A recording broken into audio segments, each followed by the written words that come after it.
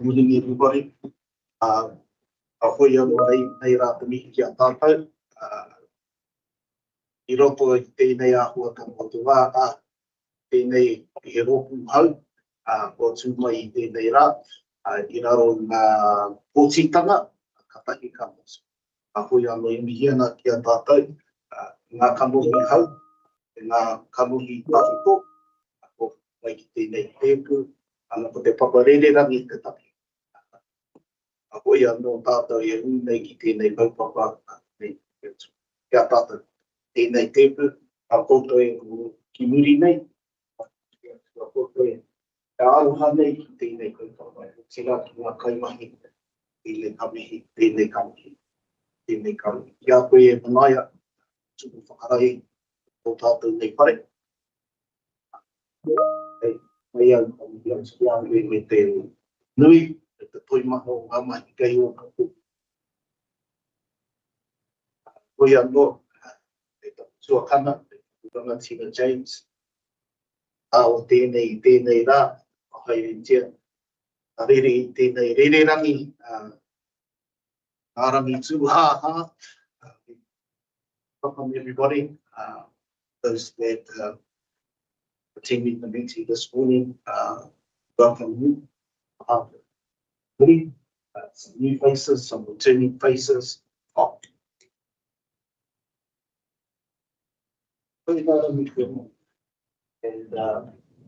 just acknowledge your presence in the kaupapa and the items that will be discussed today. This is a new committee, so some will be familiar with the direction of the committee. Some, I guess,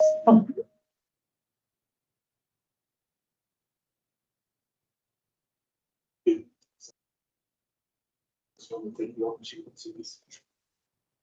Jim, the good name of Susan.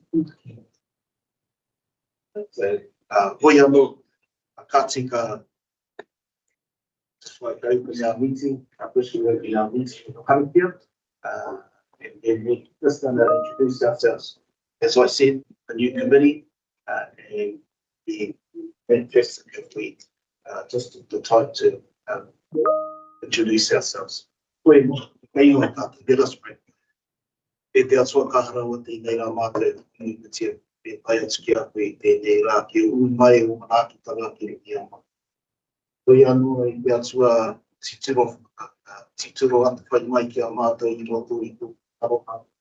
Ngā tangata katoa, nau anō tautamu potahi i ho mai, te pai whakaora mo te ātata.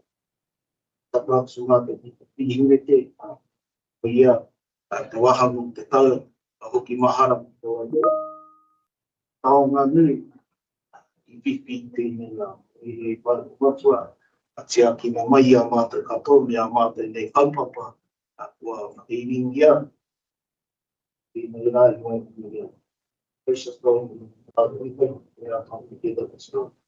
as a committee to discuss the future of the Matamata-Piako. Father, we pray that you will guide our discussions today. Pray that you will lead us in good decisions. So, Father, we commit our time to you this morning. Thanks for your guidance, your strength, and your wisdom. Hoi anō ko tēnei hoki tā mātou e ipo ki a tau.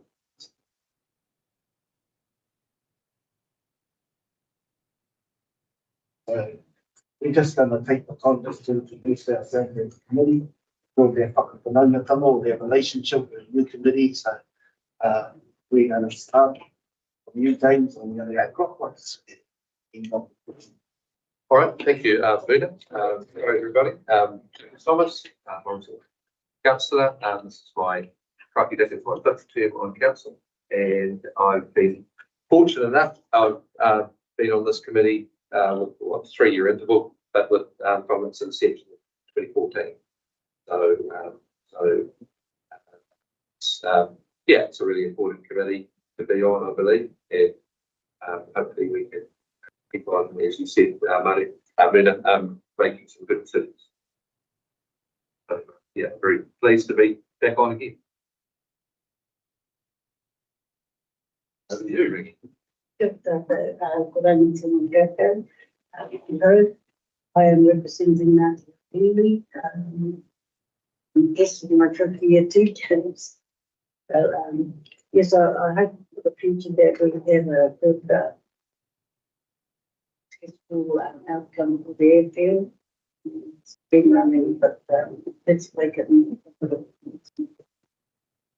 So,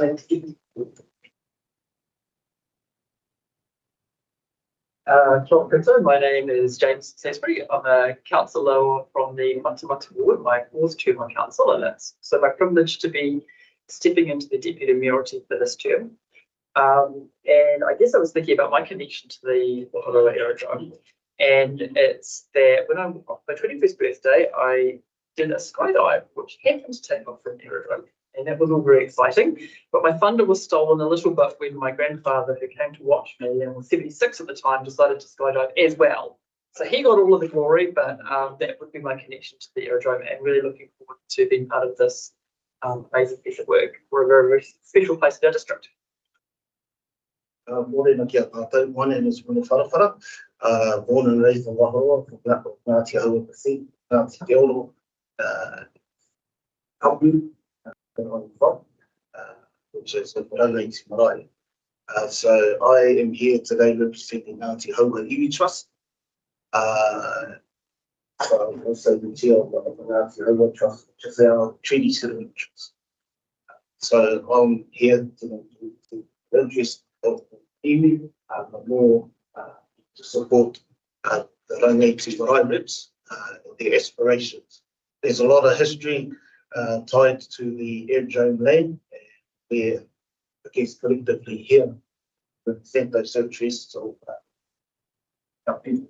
So, but also the users will in collaboration with them.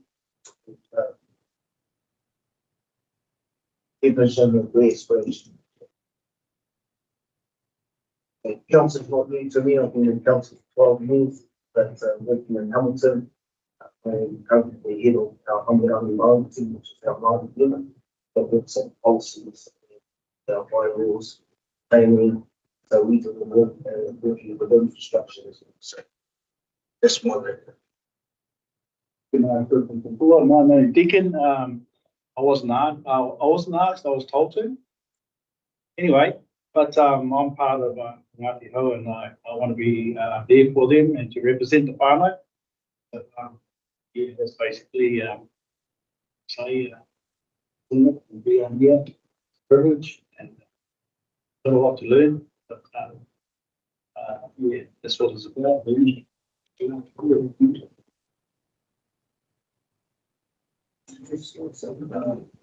Morning, I'm Kennedy C. I'm the Group Manager, Infrastructure, Assets and Operations, and I am new to Aerodrome. So within our team, we have both the operations management side and the strategic management side for the Aerodrome.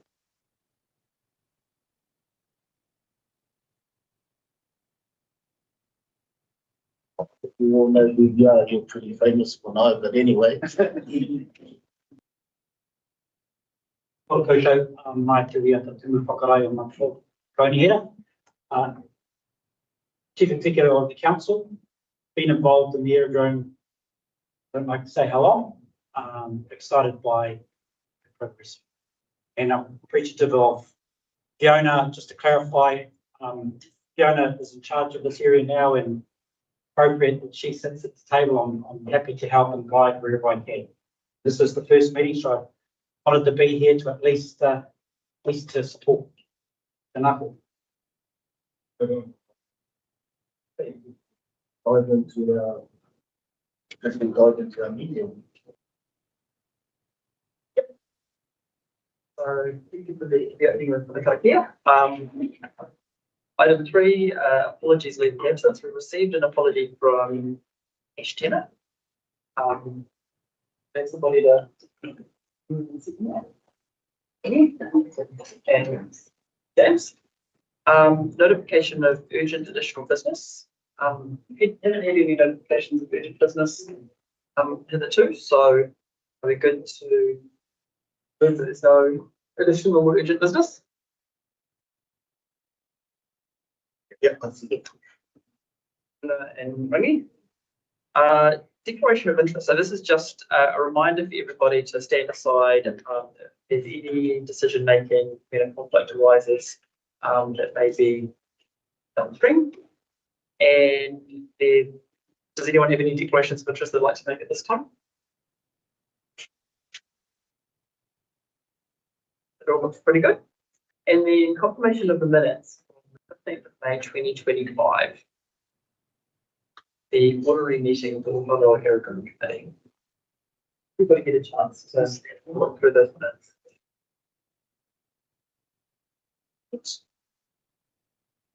If I had a look through So, one of the the big family. and seconded by James. Cool. And now we'll bounce over to the officers' reports. So 8.1. You've already taken us through the welcome to the new and returning members. Yep. So check so the recommendation there is that the new and returning members be welcomed. I'm happy to move that is. And Rangi's got that. And then I will bounce it over to my co-chair for item 8.2. 8.2, adoption of standing orders. Going to hand over to Tom. Yeah. Kia ora tātou, ko Mary Kay tako ingoa. I am just going to take the report as read. We did adopt standing orders at the last meeting. The new standing orders have been adopted by council at their meeting last month, and we're just needing a 75% vote from this committee to adopt them again. There's no major changes. The only change would be that there is public forum can now ask to speak at this committee. I'm happy to move and you accept those. I mean, it's just a standard across all our committees. Yeah.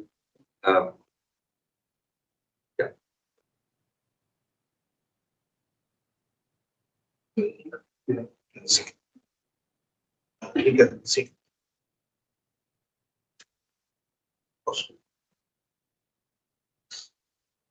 And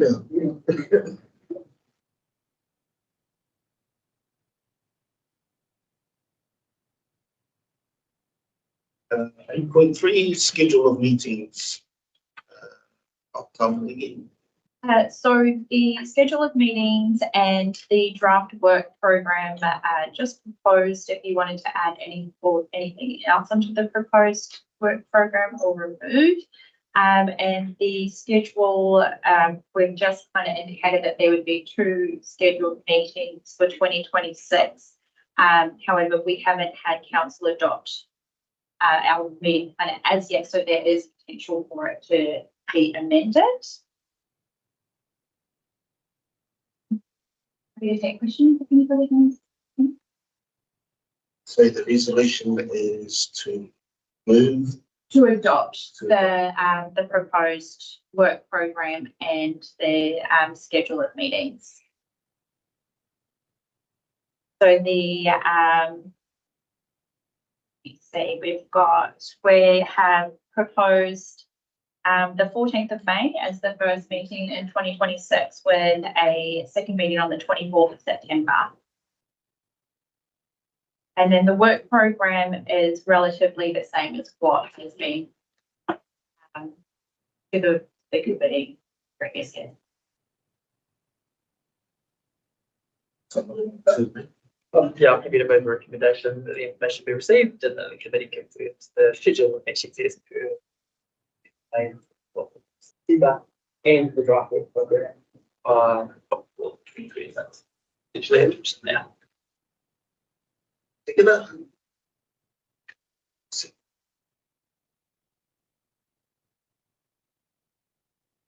Okay, all good.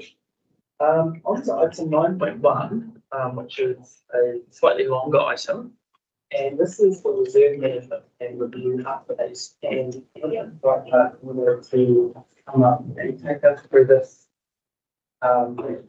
piece of work. And we've also got Nikki belonging online as well.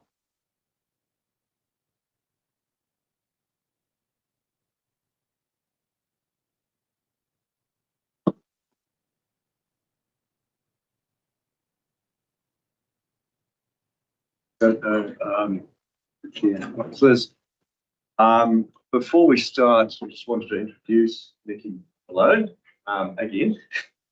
You may recall, those of you who were on the committee before may recall Anna from Exist, the leading consultant from Exist, helping us through this process. So Anna has taken up a role in council, and Nikki is going to be the lead consultant assisting us on Exist.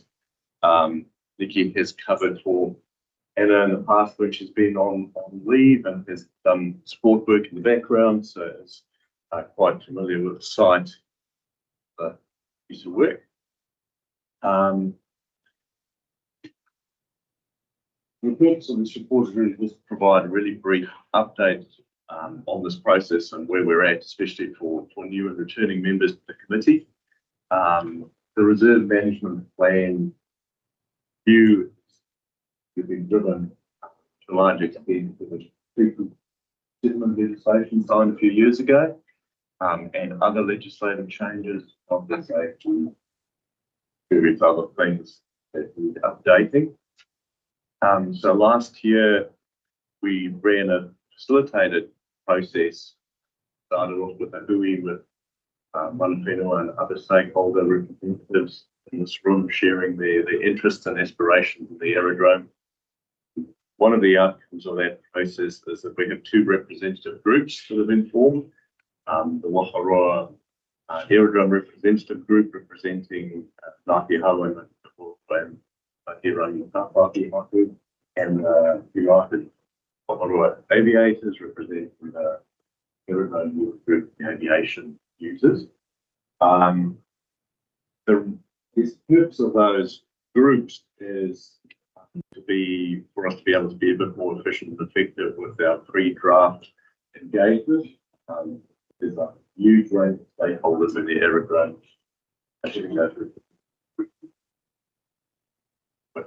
Beginning information feed into the draft. We are discussing agreements to record terms of reference of what those groups' roles are in terms of the management plan process for the sake of transparency.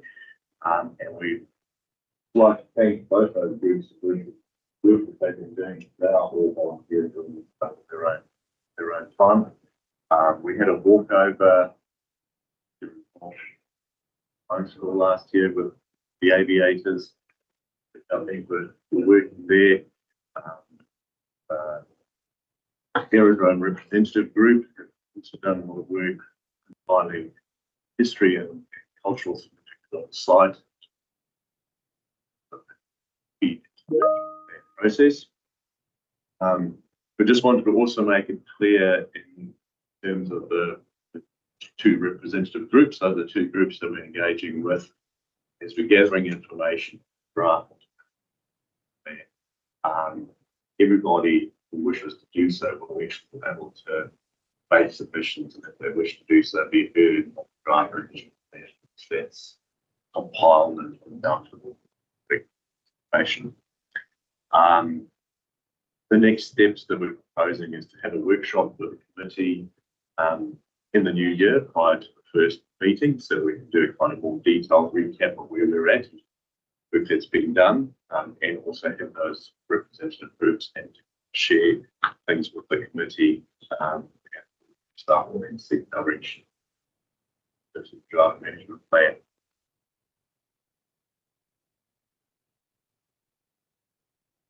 That's essentially governance report.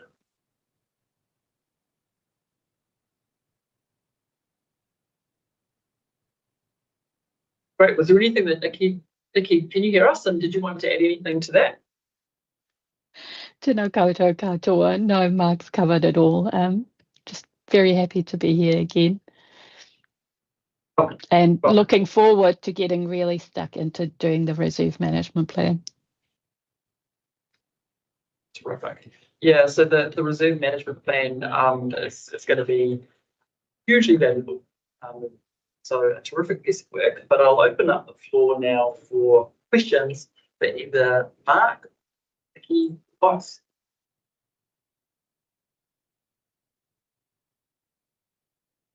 Morena, Nikki. So just a question from me regarding the MOUs to you both actually. And it's my understanding that the Waharoa Group, new terminology, has received the mandate to enter into the MOU from the marae. So has that been raised? Yes, when the agenda closed at that stage, they didn't have it yet, so they've written the report, said that they have it yet since. So that's good to hear. Go back to them after this about that agreement. We will, through the chair, we will touch base with the groups, both of the groups, and I believe Anna from the Aviator group is in the room today as well, but we will touch base with them and discuss the next steps. So we'll talk to Dora in the group as well as Anna and the Aviators group.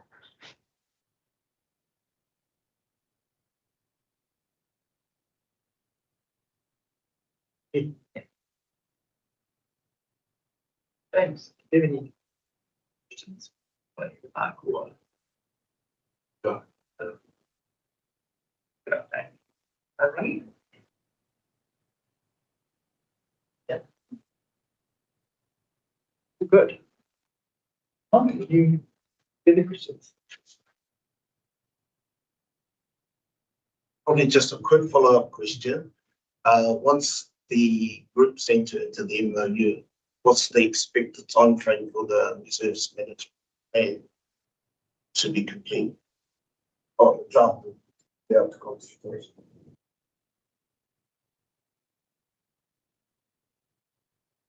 Yes, Mark, kind of doing. Sorry. I was going to say, Mark, do you want to take that one or shall I? I'm happy to jump in there. So there's, and this is probably what Mark wanted to say, we will develop the draft and then there's a statutory consultation period of 2 months. So the draft plan will have to be out for public consultation for at least 2 months. And then there's hearings, amendments, and finalisation and approval of the plan. So depending on how many submissions we get, I'd say the process will take between 8 to 12 months. Follow-up question. So will that plan come back to this committee for signing? That be signed off by council? Currently, the previous council delegated the authority to approve the draft. So what will basically happen is we'll have a workshop, we'll go away and do some work, then bring the draft back to the committee, depending on discussions about that. There may not be more things we need to look through or different options. And eventually the committee approves the plan and we start that 2-month adaptation process and bring all the submissions back to it.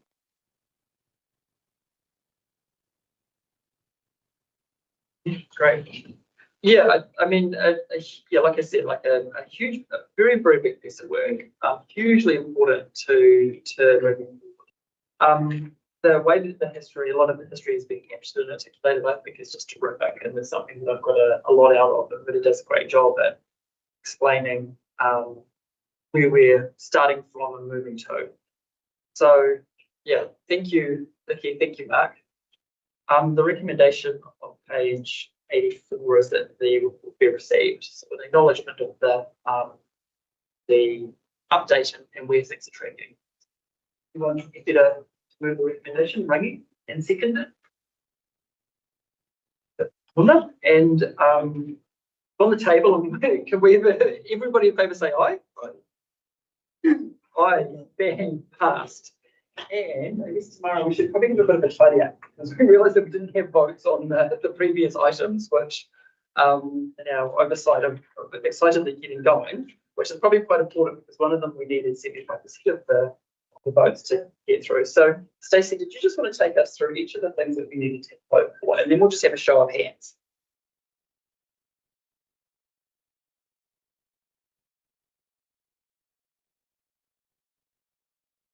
So firstly was a welcome to new and returning members. The recommendations for the returning members to be welcomed. That is me. Everybody in favour, show of hands. Passed. The adoption of standing orders. So the recommendations to be received. The Waharoa Matamata-Piako Committee adopt Matamata-Piako District Council standing orders, which were adopted by Council on the 5th of November 25, noting that standing orders cannot contravene any act specifically Aotearoa Crime Settlement Act 2014, by James Thomas and seconded by Deacon. All in favour, show of hands. And as long as it's 25% also related. Yeah. The schedule of meetings and draft work program for 2026, recommendations for consideration to be received, and for the committee to confirm the schedule of meetings and draft work program 2026. Deputy Mayor James, thank you for this, and this is seconded by Runa. And all in favour say oh, show of hands. Passed. And then we're up to date. We are. Thank you, Tamara. Thank you, Stacey. Over to you, Rona, for item 9.2. Agenda item 9.2, Parks and Facilities Planning Team Updates. And stay with Mark. This one will be short and sweet. I guess this is really just to introduce my team and what we work on. So the report lists various things we've been working on last year. Basically, we do developing strategies, policies, and plans for parks, there's community facilities, which the Aerodrome is one. So obviously on our work list, probably the thing of most interest to you all, the Aerodrome, so the management plan. But the other thing I thought I would highlight, and going next year or two, is our nature parks reserve management plan, which is basically looking at forest and woodland areas that we manage.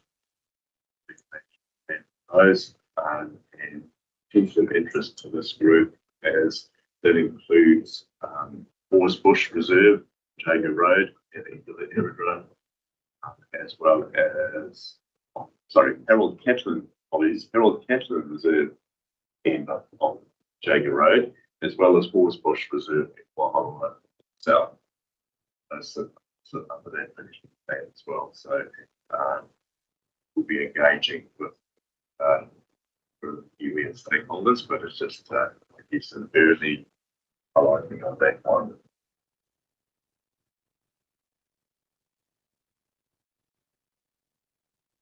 Mark, for that update, just a question to you, Mark, in terms of reviewing the policies team working on. I'm assuming that those be viewed by the one thing or Yes, the more significant external ones, that's what it includes. Some of the things on that list, we also have a group representatives from various EU authorities that we meet with 3 or 4 times a year. So we just had one of those meetings weeks ago. Some of those sensitive as well.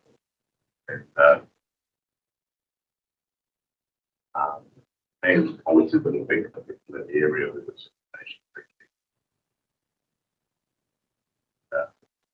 I advise the engagement.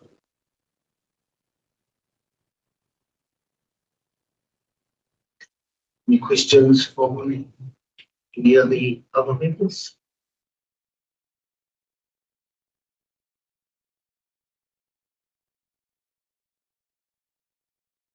I'm interested in the sponsorship and naming rights policy. Who are our current sponsors? So this is work that we've only just started on. Historically, various things have been named different ways. There's also a year of partnering with other community organisations. Recent years, had some people step forward to sponsor or donate things. Yeah, I suppose currently everything kind of goes to the council with a little bit of a policy vacuum there, but there's also opportunities there is to offset rates, costs, things. We have people approaching it for sponsorship, so it's trying to make have some guidelines to make that process smooth.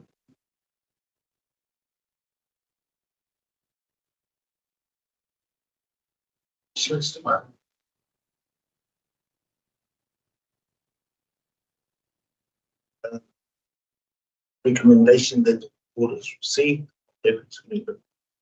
Received the report. Seconder. James seconder. All those in favour? Aye. You. Very good. Okay, item 9.3, review of policy on dogs and dog control bylaws.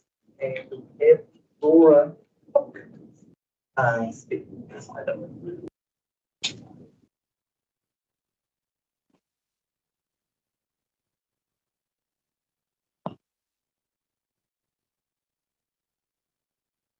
Tēnā koutou katoa, ko ingarangi, ko whakapapārangi mai, ko Piripiro, te whenua tatupu, ko te aroha, te kainga, te kai tōku, kaupapa mātānoa ahau, ko te ingoa, just wanted to give a brief introduction for those who I haven't seen in a while or new members. My name is Laura. I work in the policy team here at council, and yeah, I just thought it'd be great to be here in person today. So I just wanted to provide a quick snapshot of what is on at the moment in terms of policies, plans, and strategies that our council is reviewing at the moment. So you are aware that the council has a range of policies and bylaws that we regularly review to make sure they're still fit for purpose and reflect community needs. And we do have a period of consultation coming up in February through April next year. There are several documents that we are currently reviewing and will be consulting on during that time. And these are, so the first one that I have here is the policy on dogs and dog control bylaw. And this is a review of the dog control rules in the district. And so we're required to review this under the Dog Control Act and the Local Government Act. We must review both the policy and the bylaw. It was last fully reviewed in 2016. So since then, the district's changed a bit. We've seen growing demand for dog exercise areas in different places. There's been calls for stronger enforcement around barking and roaming, and people are wanting clearer rules for owners. We've also got some information in your report about trends, about complaints. This gives us quite a good base for our review. And so the policy is the document that gives us the overall approach to dog control in our district, and then the bylaw is the how it sets the rules on how to achieve those objectives. And our current bylaw covers dogs in public places. They must be under control at all times. There are some prohibited areas. For example, dogs are not allowed within 15 metres of playground. There's also a rule about CBDs, not allowed during the day between 8 and 6. And of course, there's the Waharoa Aerodrome. That area is an off-leash area currently. And so that is one of the things we're really interested in hearing from you today about how that is working, whether it should remain as an on-leash area or if changes are needed. And also if there's any local dog control issues that you've noted that you would like us to consider as part of this review on Keen.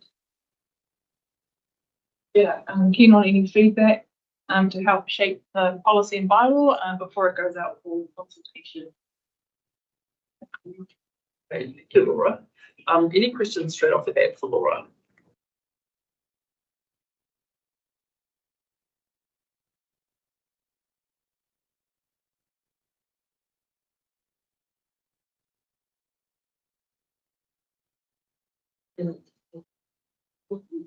Really do just wondering like So this is in the current policy, and it was a recommendation from Te Mana Whenua Forum a while ago when the policy was last reviewed, and it's included in the current policy as an objective. So it's one of the objectives, but it's just stated in there. So what we are looking at doing is adding that into a cultural section of the policy on its own, so that it can have a bit more background to it, because it's currently just stated as an objective without any sort of explanation behind it. So it's currently an objective. The other thing was, I remember when they sent the there was some talk about dogs wandering around Waharoa. Yeah. Right. So we're planning on including a statement in the policy about Waharoa. Yeah, to protect those areas, but they sit outside of council's sort of responsibilities. But yeah, we're planning on including a statement for people to respect those areas. Yeah. And the cost of dog control activities. Yeah, so owners. yeah, so this is about the fees that are charged for registration, and that funds the dog control activities. It's more of like an operational. Yeah. So that funding arrangement sits within the financing policy, isn't it? Yeah, To explain the breakdown. Yeah. And is it fair to say that while a lot of it's picked up with dog registration, there's also some from general rates, just acknowledging that. But it was changed recently to sit more with the user pays. Yeah.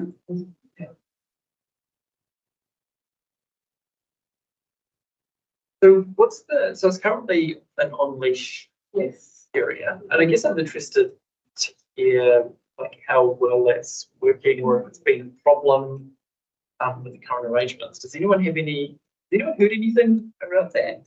I guess starting with you, Laura, is there anything that's come true about the aerodrome in particular? No, nothing through our sort of formal CRM record, so I'm kind of really interested to hear today if there's any issues, but not that I've seen come through. No.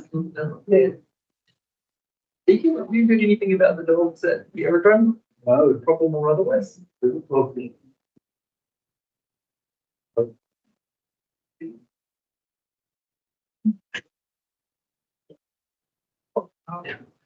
airfield, that as a person who's often there, we have had over time, and I can't think of any recent examples, some problems with dogs roaming.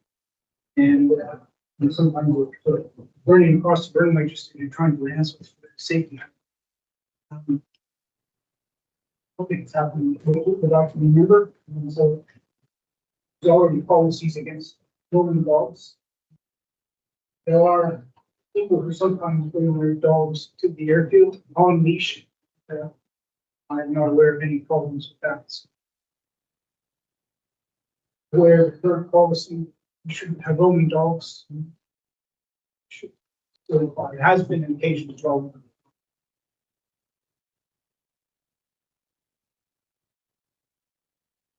I just see it in town where dogs are let loose. You're supposed to have one of these.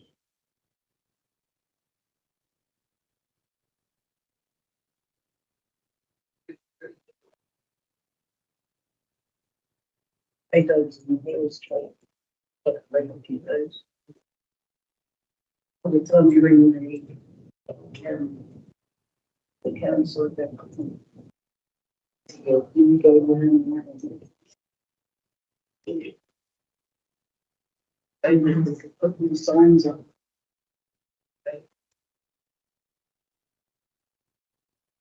Yeah. Thanks, Tom. Any questions or? No, I mean, I guess my question is just have a council meeting, of course. Yeah. But no, I know that dog rules are always going to be well attended, well, you know, by the general populace.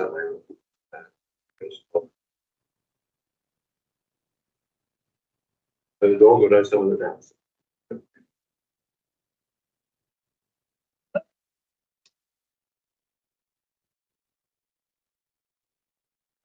In the odd occasion, you see dogs running by an answer. Local dogs say. This was, Yeah. Yeah, and all everything.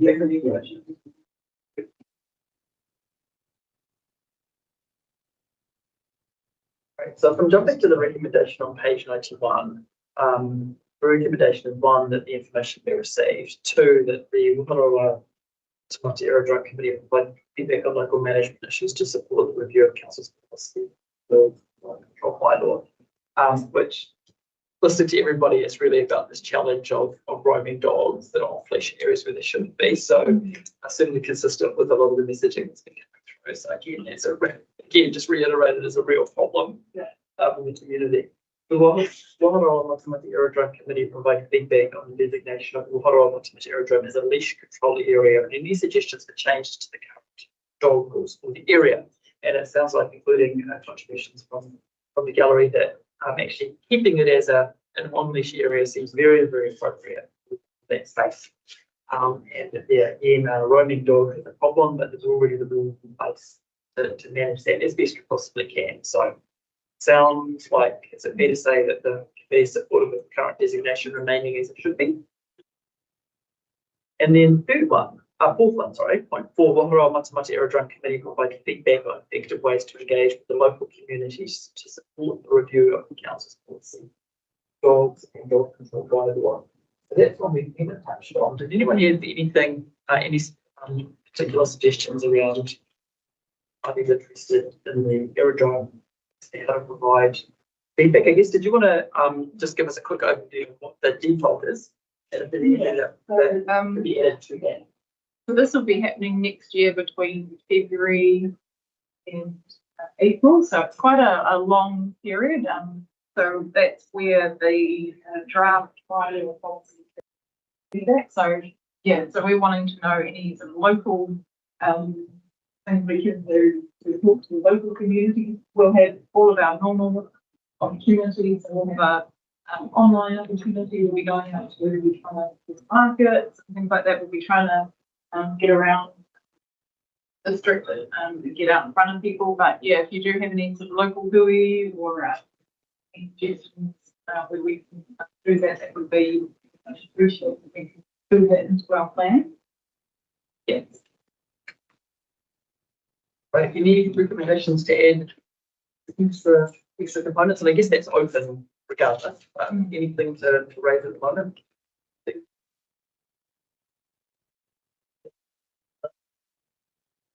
We raised it last week at the end.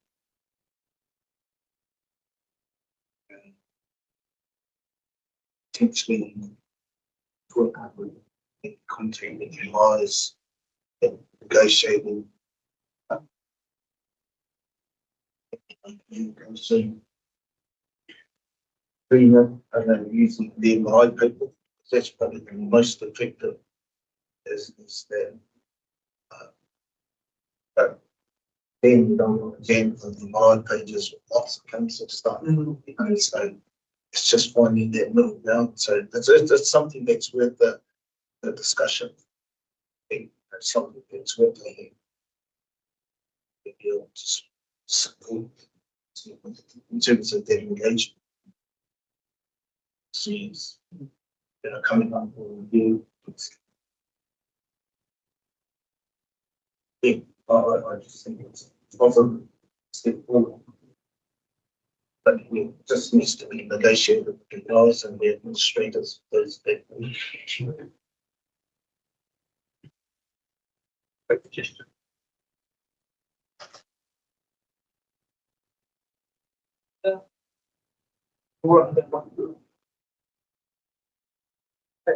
Anyone care to remove the recommendation on page 91?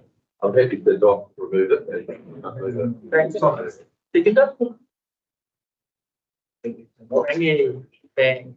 All in favour say aye, and plus show of hands. Aye. Passed. Item 9.4, stacking with Laura. The claims policies and bylaws update. Other policies, bylaws, plans, etc., that we will be consulting on at the same time as the dog control rules.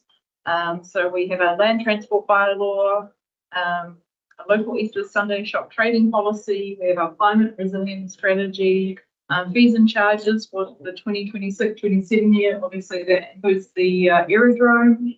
And possibly the annual plan, depending on council's decisions in the coming month. So it's a varied list there. Would you like me to run through the main points of each one?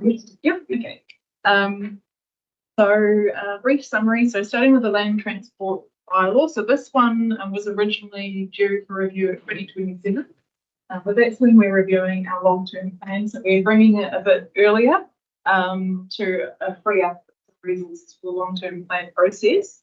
So the aim for this one is to make the bylaw clearer so that it complies with legislation, addresses some of our operational issues and addresses some of the community concerns because it hasn't been reviewed in some time. So we're working our way through that. And it includes some issues like parking, stock movement, vehicle crossing, signage. So it's quite a big one. And so our aim is to improve safety for people that use the roading network and to protect the roading assets from a council perspective as well. So we've already heard some feedback from Matamata-Piako Forum. So there's concerns about parking there, marae, speed as well, and about footpath accessibility and vegetation encroachment and things like that. So I'd be keen to hear if there's any more feedback that we can incorporate there, any issues.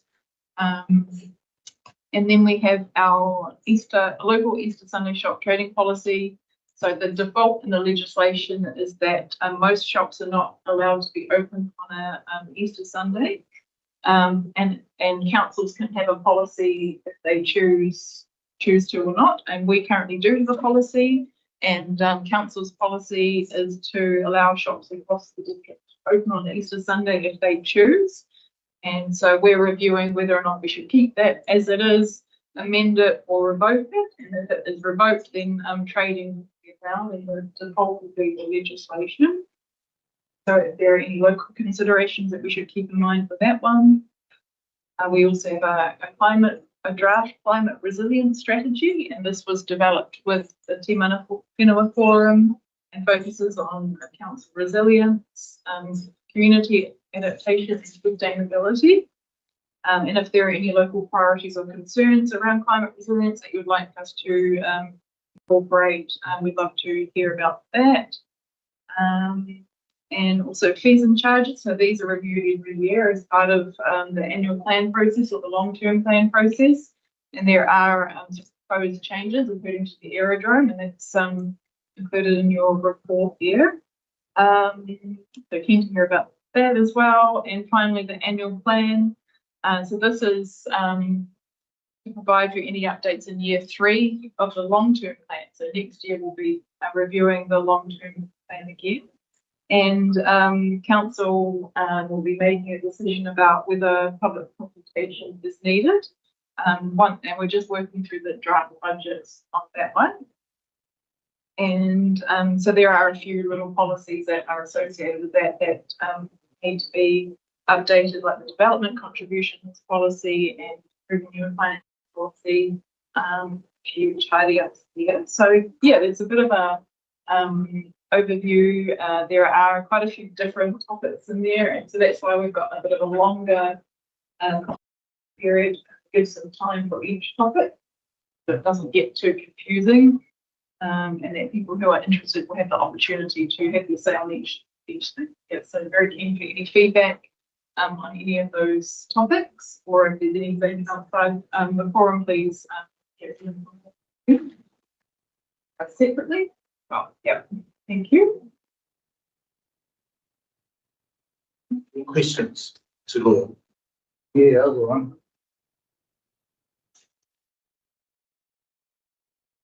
It should be.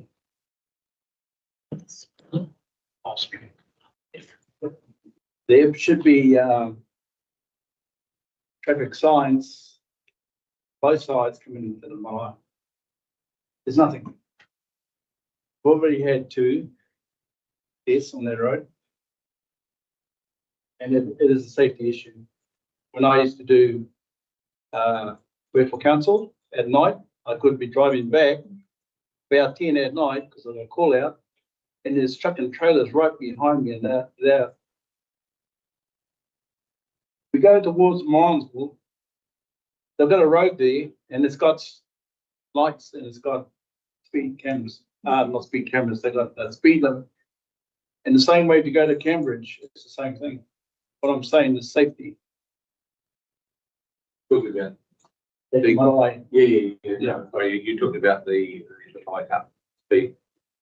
Yeah, the speed, speed camera lights. Yeah. The 70. Oh, still open. Sorry. Speaking about it. Yeah. It's probably not. Yeah. We had two in Matamata, remember? Yeah. Got all these fences up there.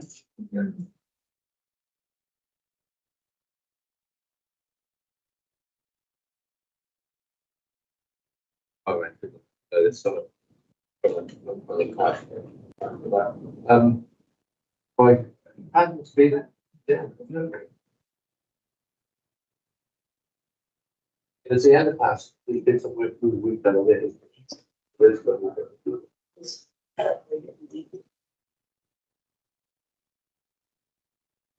Excuse me, Chair, and this is that's lighting, state highway. It's a 100k zone. It comes under the responsibility of NZTA, whatever I understand what we're saying. So with Fiona's permission, I'd like to talk to our roading manager to see what can be done there. They can facilitate that. Okay.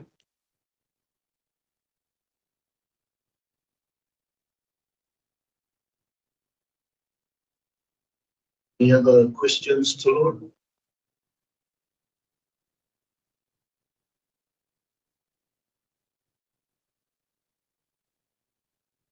Probably not a question, Laura, but probably an observation that it's a constant topic, I would say, at night.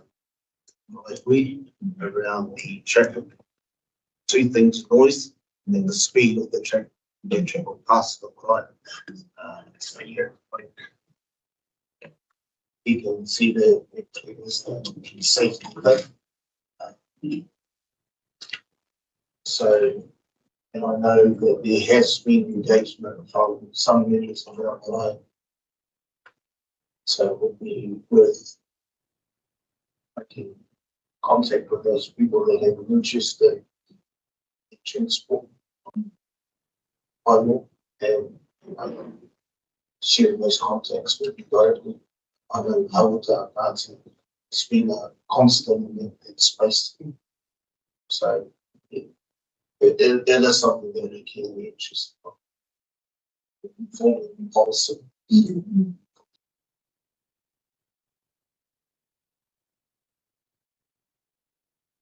think you answered my question around the climate resilience strategy and the engagement that staff have had to date with the manager reform.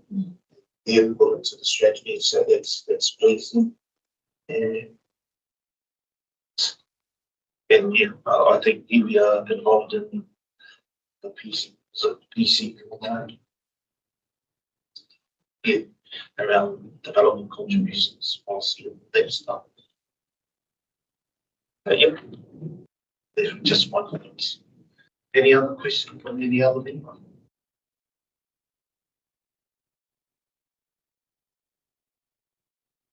Okay, recommendation that the report be received.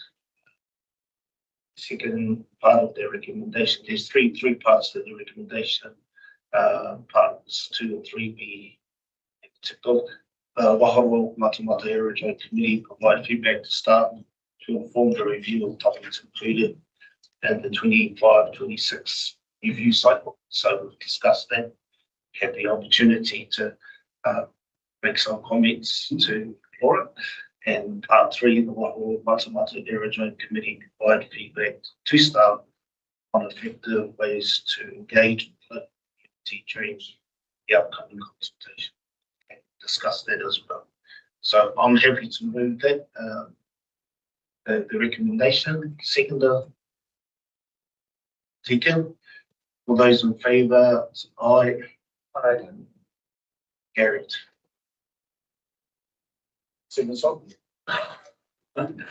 Okay, over to item 9.5, the district plan and RMA update. And Caroline, are you here to take us through that one? Welcome.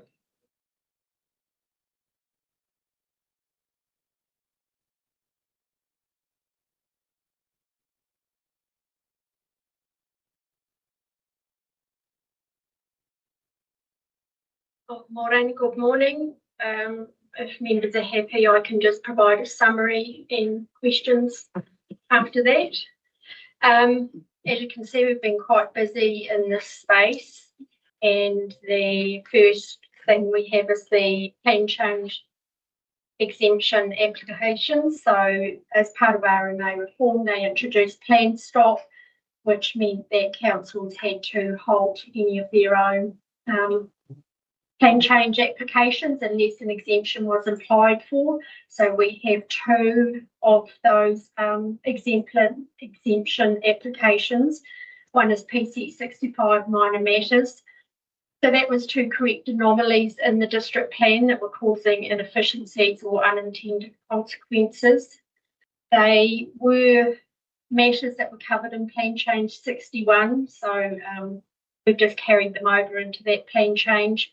And of course, PC 49 Waharoa, and that's a little bit different from plan change 65. It's in the very early stages of development, but we want to make an application to carry that on.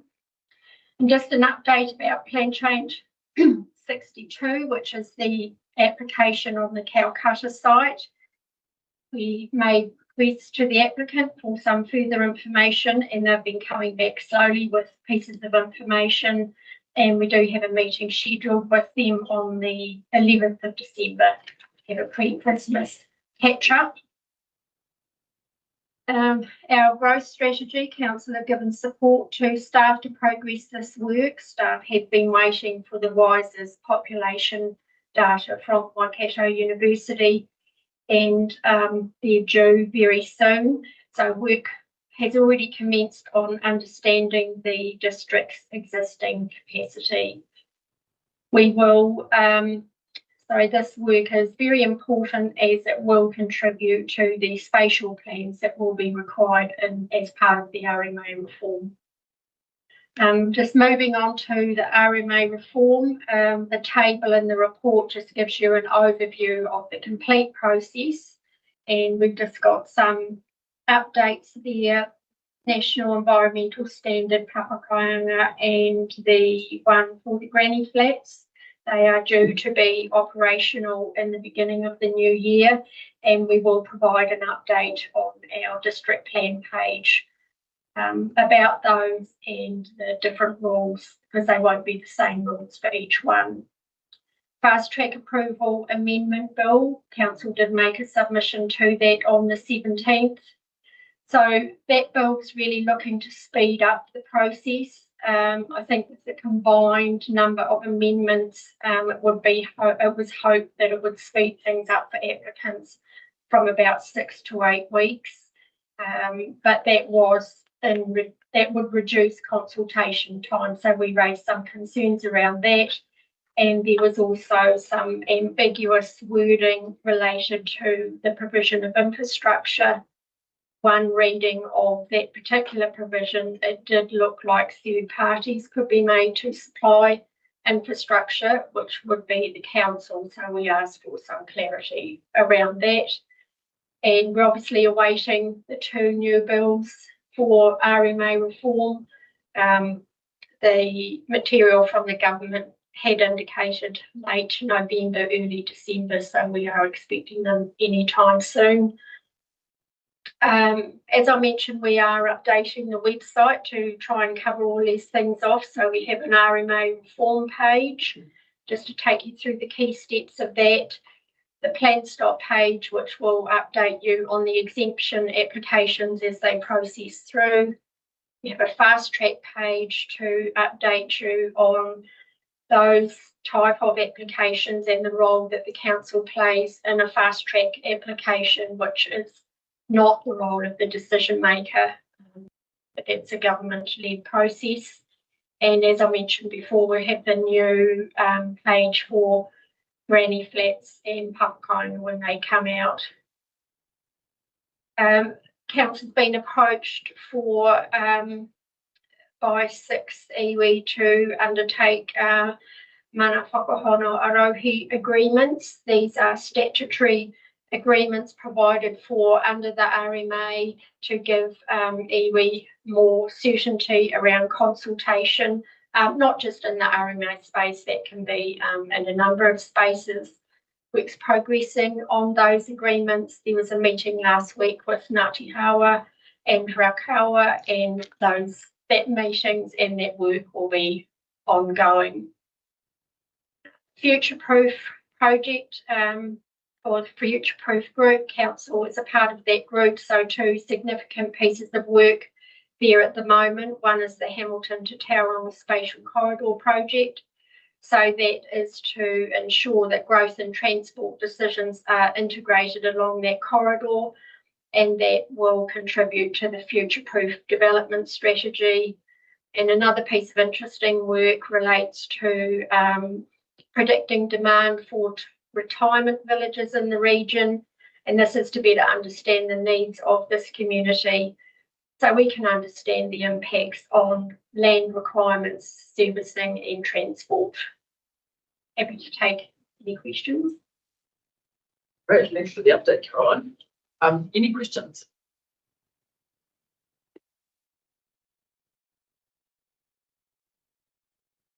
I understand plain stop and why they put in place, but I am pleased that PC 65 and PC 49 received the exemption to carry on, because it seems very logical and very helpful that that's progressing.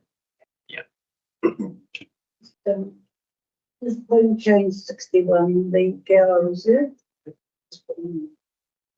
The Gower Reserve was part of Plan Change 61. Unfortunately, that doesn't fulfil the criteria, so we can't carry that on into 65. So once the legislation's been passed, all of that stuff that's been pushed, we'll understand how to move forward, move those things forward. Yeah, we understand the plan stop will be in place till 2027, which is the time that we've been given for the new eggs to be operational.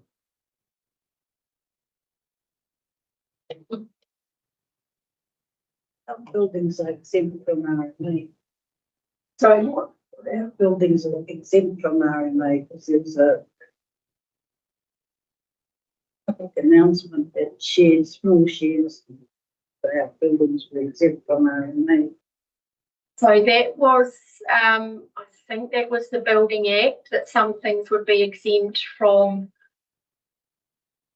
I might have to get back to you on that, yeah.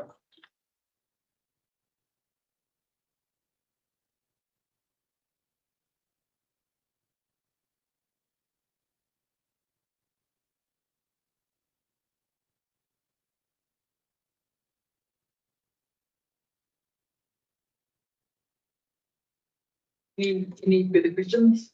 Did you have anything? Yes, all good. James, we had a good go over the anything. Council, but anything further in this context? Yeah. Yeah. Great. So the recommendation on page 111 is that the report be received. We moved, seconded, James T. All those in favour say aye. Aye. Stacey, thank you very much. Yeah, over On the sheets. beautiful. Thank you. But, yeah, 1.6. Roger. The operational number.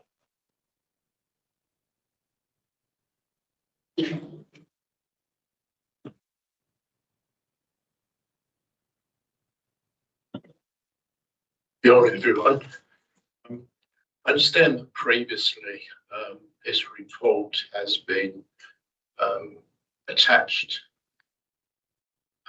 without or very little discussion. It was just an operational report. And I've now been responsible for the Aerodrome for just over a year, and I've looked at previous reports. So the attachment to this paper is based on that.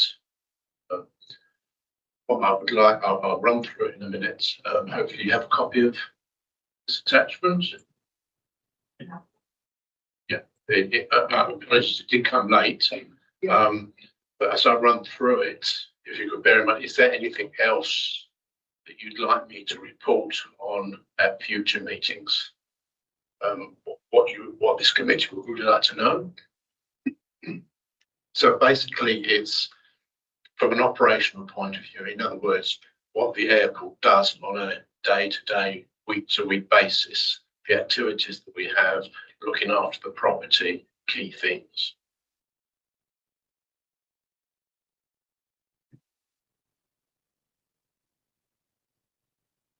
So what I've done, I've gone back to January of this year and indicated the sort of activities that occurred. The Water Memorial Flying School, that's probably the largest activity that occurs during the year. Very successful. I believe there was about 400 successful air pilot licenses went through, something like that. It basically forced 16-year-olds to 21-year-olds, I believe. And then the air cadets, sort of from Morrinsville and from Auckland, they come down at times. There is a national gliding competition. And then there's a few youth clubs, but certainly gliding and microlights is a high activity and training. The significant power spike came through in December 24, which took out a number of pieces of whiteware in our kitchen, so they had been replaced. But what we also found is that the wiring system basically was past its sell-by date, so that was rewired and updated with circuit breakers rather than the unfusible wires. Previously, the fuel supply was in an underground tank that was provided by PP. That was 30 years old and it was at the end of its life, so it couldn't be certified, so that was removed. So at this point in time, we do not have on-site fuel supply. The user group are looking at that, what the options are.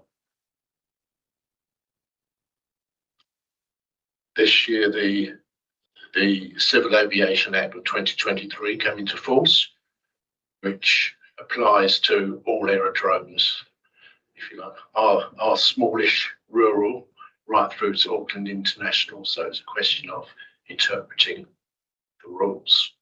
At this stage, there'll be very little change. We've just updated the legal signage so that if there is a CAA issue, CAA can come in and enforce the regulations.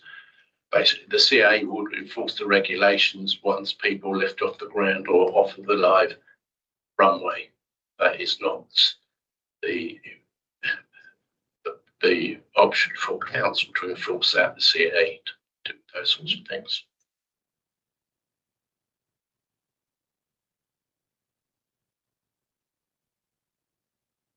At the user group in July, we had representatives from the marae to request that during tangi that we try to restrict the actual air movements over the marae itself. We're just fine-tuning that. There are key parts during the tangi ceremony. We're trying to stop takeoffs going over the marae itself, and it's tied in with the circuits that the pilots have to take as well. So I believe that was a successful meeting, and it's working in partnership with the group there.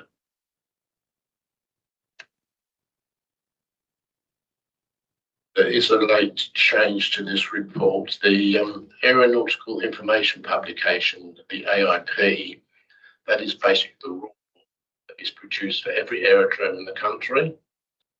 And in this context, it was specifying which way the circuit operated. We did apply for a change for right turn off of the runway rather than a left turn, which CA initially approved. They've done a recheck on it, so we're now going to have to rescind that and change it back. But that's just a legal process, and that is done in the short term by NOTAM, which is a notice to airmen. So any pilots leaving or taking off from an aerodrome, they should check that on a daily basis. So they should be aware of all the rules and regulations with respect to airspace. The revenue I checked last week, so it is the latest figures. Revenue on slightly up above proportion, which is good. Expenditure is also slightly up, which isn't quite so good, but on balance, we're pretty much on par for the financial year at this point. Any questions?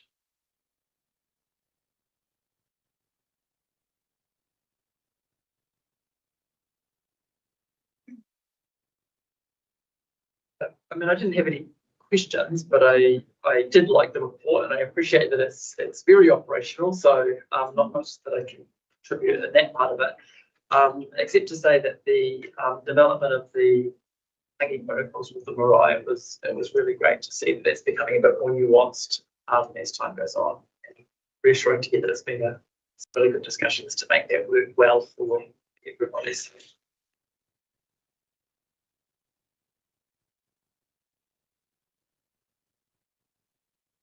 Just a carry on question. So it's probably operating informal, the tangihanga protocols. So how do we move it to the informal agreement? We cannot formally close the runway as such. Just advise the users of downtimes, providing that I am given advice of a tangi at least 2 days before, and hopefully we can arrange that. And the discussion went about it would depend on the size of the tangi and the importance of it. You know, if it's a very large one, important, we might be able to restrict flights. But we've always got to remain open for any emergency landing. So it's really the takeoffs that we think we can control a little better. I did say that it'd be quite seasonal, the number of flights. Yes, it can vary. Certainly January, half the takeoffs and landings for the year are in January because you've got the training and the schools. In fact, Matamata Aerodrome has more aircraft movements per year than Auckland International. If you just did it on numbers, so it is busy in aircraft movements. Challenge, right, wouldn't it? Atangi and the Welsh Memorial Flying School at the same time. Yes, yes. And what it is, it's more to do with obviously the wind, which way you're taking off, which way they have to turn. And if they're taking off under power, when they turn, they're going right over the marae. That's the issue we're trying to resolve.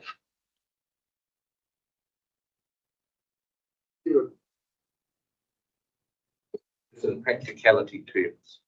I mean, you tell me that much more than I know, but is it, do they have to do that, or can they be? I know it's probably wind dependent when they take off, whatever, but you know, is there a change in protocol that we reduce that over the marae full stop? Is that practical or not practical? We have been discussing it, but it's I'm obviously, well, I'm not an aviator, so there are others that know a lot more than me about this. But basically, with the circuit there, when you take off, as you go off the runway, you bear left. When you're coming in, you come in and you turn left into the runway. Perhaps somebody, do you want to take the microphone and then explain how it works? Sure.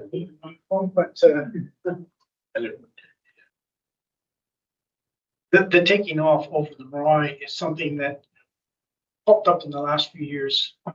When we want to go to the Conway Ridge, we used to take off, turn right, go to the Conways. That actually isn't fully consistent with the CAA rules. And this is part of the change that we had been talking about for about 3 or 4 years and thought we got through CAA to get proper permission to turn right. So when we're going to the Conways now, when we take off, we have to turn left and do a 270-degree turn and go off to the Conways. And so this is the change that the CAA is just nixed, and we need to sort of keep working on them and see if we can get a better arrangement.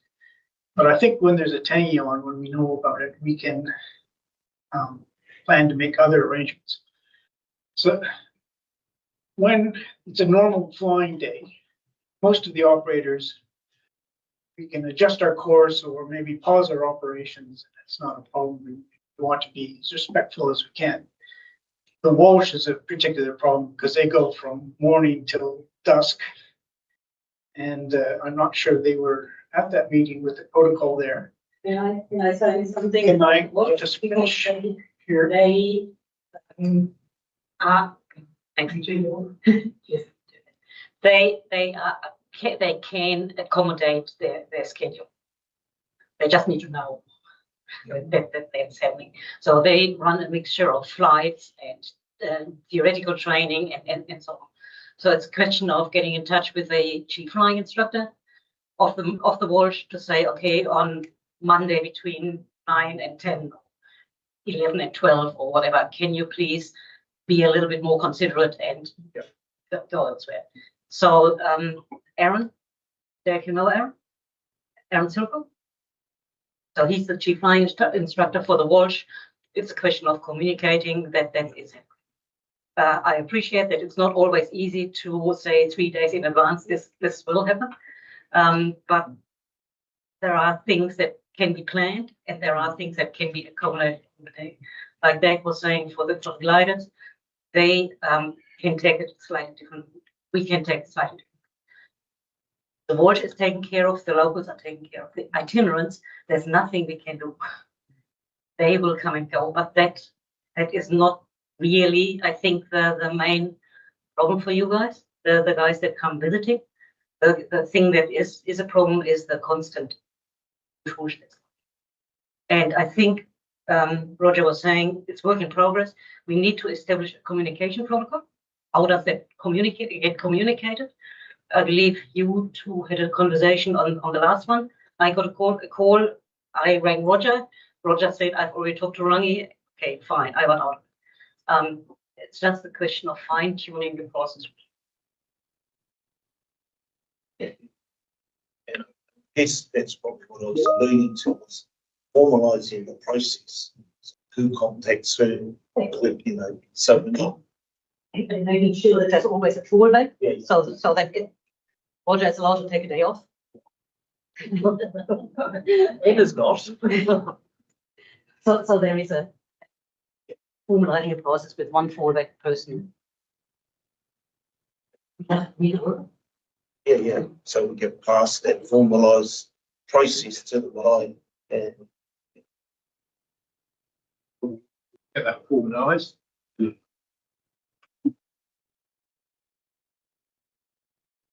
I think initially I should be the initial point of contact if something has to happen, but we need to have the protocol actually formalised, and it needs to have a backup person because these things need to be dealt with within half a day once we know.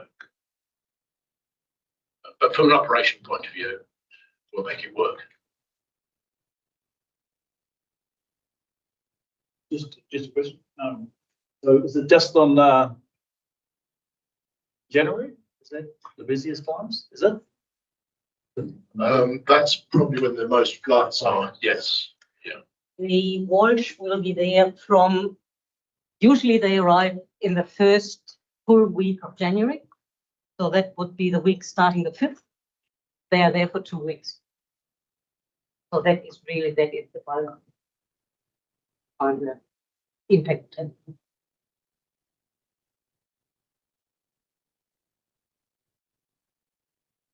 if I may add that if the committee thinks over the next few weeks other things they'd like me to report on from an operation point of view, can you please send that back through tomorrow and she will put it to the agenda and let me know. I'll get it done for the next meeting.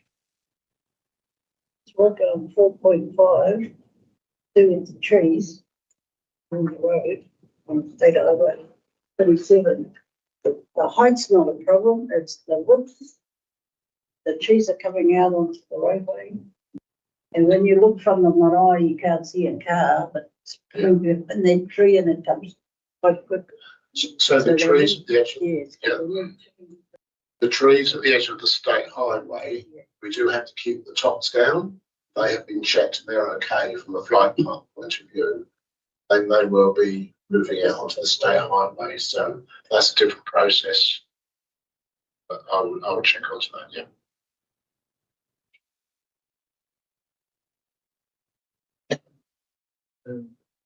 what do I know the power supply? They have the same issues. Was that related to the transformer? Power spike, the Aerodrome experience. So we're having the same problem. Yes, it was an area-wide power spike. It was December 2024. Yeah, just before the Wolf Memorial Flying School. So we had to go and hire fridges and freezers and all sorts of stuff. So was there a relationship between the power spike and the transformer?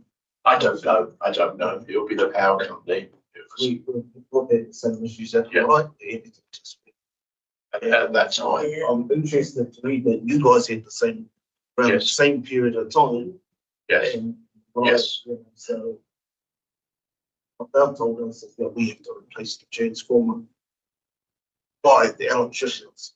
So Yes, but without digressing, I know enough to be dangerous, and if it's a fault in the supply to the transformer, and for instance, wires failed and dropped across. So if you get a 33,000 volt cable, which are the high ones, fall onto an 11,000 kVA, and then it goes through the transformer, it means instead of getting 240 volts, you're getting something like 750 volts going through your domestic appliances. The two don't go together.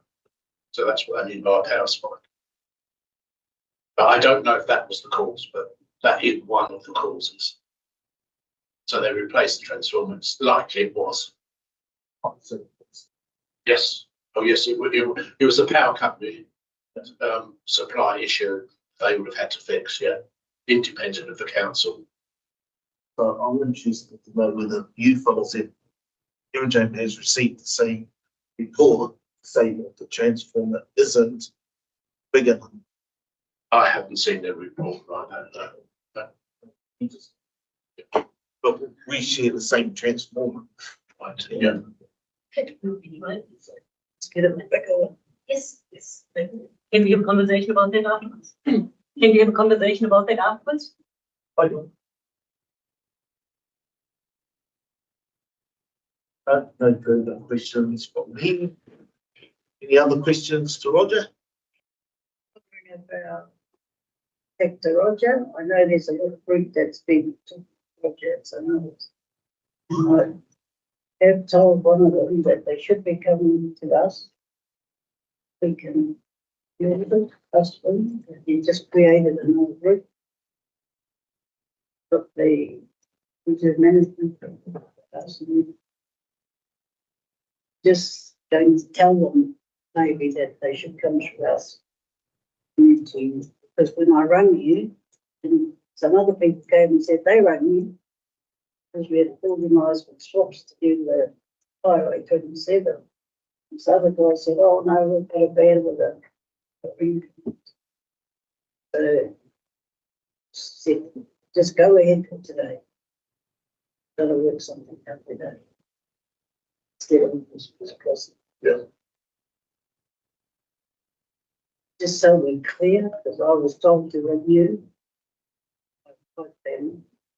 You're on the airfield committee, you can run the airfield, yes, I do.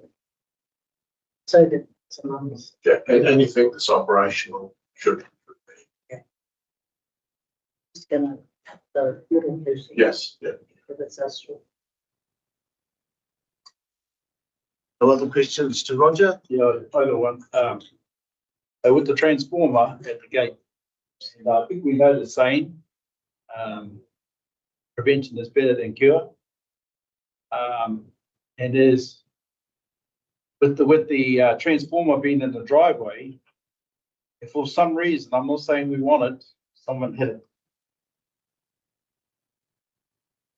So there is a driveway. That's where that transformer is right there.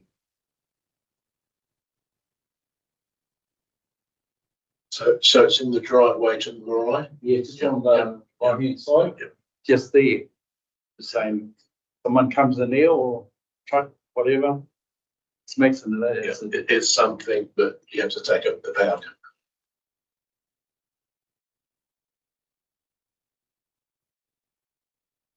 Roger, recommendation that Roger's the report. Property operational update or agency. Happy to move it. Seconder. Deacon, all those in favour, aye, carried. Right. Hey, I just sent you nine. Although I'm not too much to Aerodrome, update December 5 and all right, let's go to take less for exciting. Thank you. Thank you, Roger. If it's okay with you, I'd like to take the report as read. All of the reports that were scheduled have been presented to you today, other than the elections, which I received approval last meeting not to provide that update due to this committee being established under legislation. So the local election had no impact.